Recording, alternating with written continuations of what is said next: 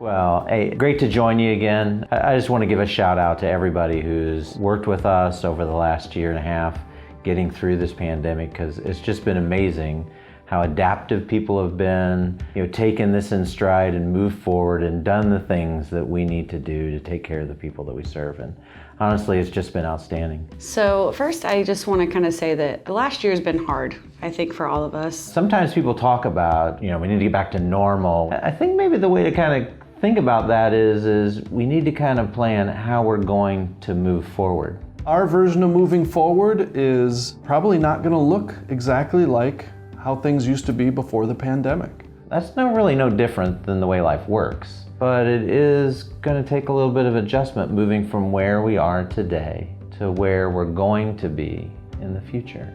As more people get vaccinated, we're going to be able to start doing things in person more. We can get back to doing our home visits. We're going to start to bring people back together for our meetings. Hopefully we'll be able to kind of continue to move more towards that, but for the time being, it's going to be a combination of what did we do in the past that we liked that worked really well, and what did we find from this past year that is maybe a more creative way. We've learned a lot in the last year. We've developed new skills. I think we're going to incorporate those and include those in how we do our work and how we relate to one another going forward.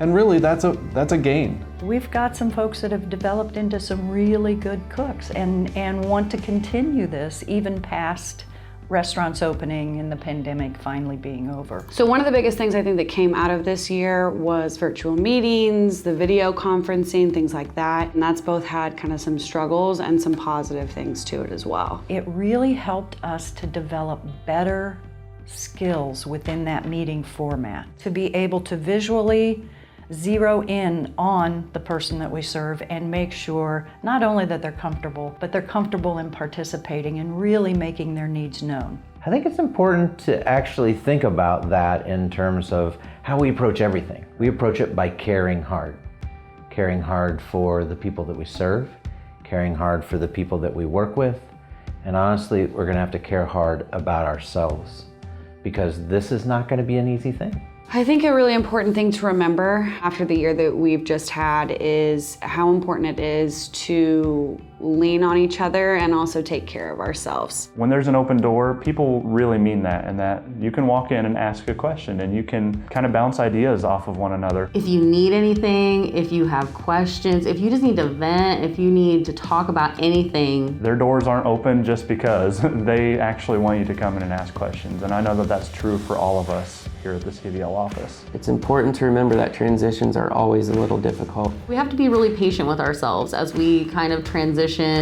into whatever, this looks like going on from here. This is uncharted territory for all of us. Take some time to give some grace.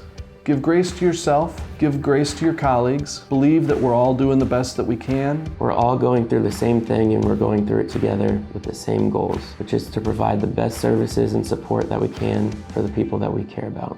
This last year has been a roller coaster of emotions. We are all missing human connection. We are all ready to move forward in a safe and healthy way. Continue to take care of yourself. Continue to support the individuals that we serve in taking care of themselves. And remember that you're not alone. We are all in this together.